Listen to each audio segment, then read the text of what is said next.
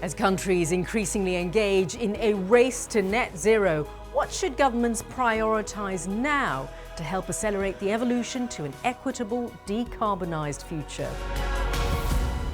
Well, joining me today is Amanda Evans, EY-Parthenon Global Government and Public Sector Leader, and Gary Ong, Government and Public Sector Leader for EY-Parthenon in Singapore.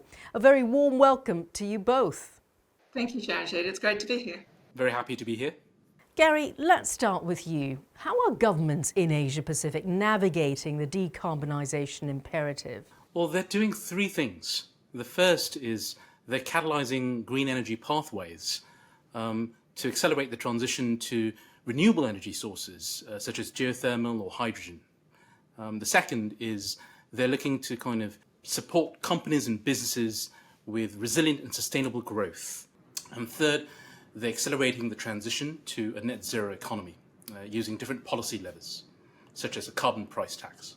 And Amanda, what actions could governments take to help minimise potential pushback to transformation?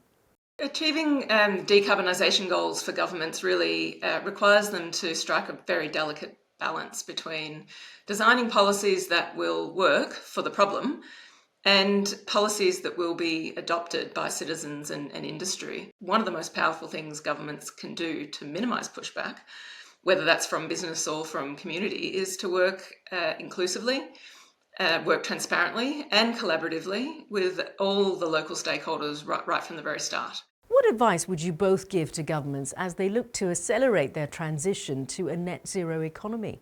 I don't think that there's a sort of a one-size-fits-all approach, right? It needs to be tailored to every economy and country's kind of particular circumstance. But that said, I mean, you can look at reference models in the region.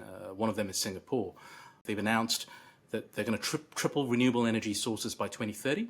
They've announced support to businesses and corporates with improvements to their energy efficiency grant and committing $5 billion towards a future energy fund. They've also committed to raising the carbon tax rate from its current $5 per tonne of carbon to eventually $50 to $80 by 2030. Now that's hard commitment. I'd say that now is the time to be bold. That's the key message. The private sector's looking to government to set the rules of the transition. Those that are setting ambitious sustainability targets and working across society, they're the ones that are going to win the race to net zero. Well, thank you both, Amanda and Gary, for your insights and for joining us today. Thanks, Sharon Shade. It was great to be here. Thanks very much.